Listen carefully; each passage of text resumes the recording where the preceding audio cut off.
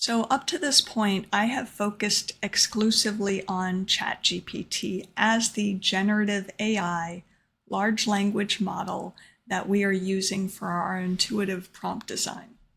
I felt like level 4 would be a really good spot to start talking a little bit more about some of the other language models, why you might be interested in checking them out, how you could think about using them, and just providing some context and some links so that you could go and explore on your own. So as you'll see here in this lesson, I've given you links to not just ChatGPT, which is a product of OpenAI, but I've given you a link here to Gemini, which is Google's AI product, Claude, which is Anthropic's product, Perplexity is Perplexity's product, and Pi, which is made by Inflection.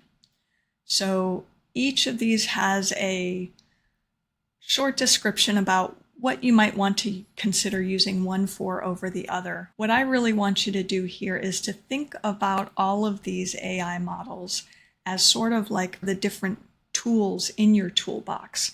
You're not going to want to use a wrench to hammer in a nail.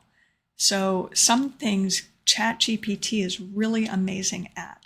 And in my experience, I love using it for self-inquiry. It's the language model that I learned on, and it's the one that I had my transformation with, so I admit I probably have a little bit of a bias towards it. But that doesn't stop me from still trying out and using some of these other ones. For example, Perplexity is often referred to as the AI model that you want to use if you're doing a research paper, or if you really want to make sure that the information that you're getting has the source from where that information came from, so you can more easily validate that the information you're getting is actually correct. So that's one reason why you might use Perplexity instead of ChatGPT. All of these language models have a tendency to give you these 100% confident answers, but the information is not always correct. So human oversight is still very important to make sure that we are prompting well so that we get optimized responses to make it easier to validate that information and use it confidently.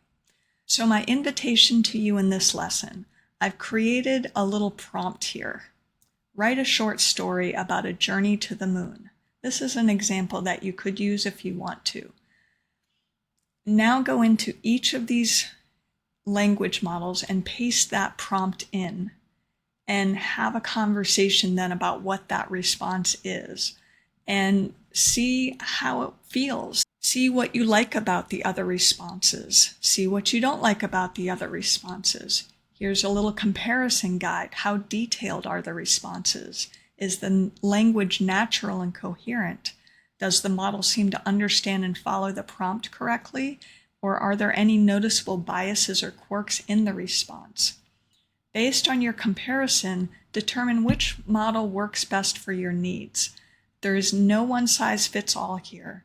Different tasks might require different models, so keep an open mind and explore the various options.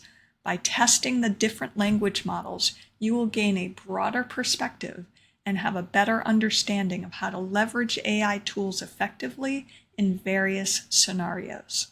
So that is what I have to say on this piece of the puzzle on exploring other large language models. These should all be free. You may have to create a login, but otherwise you should be able to use them for free.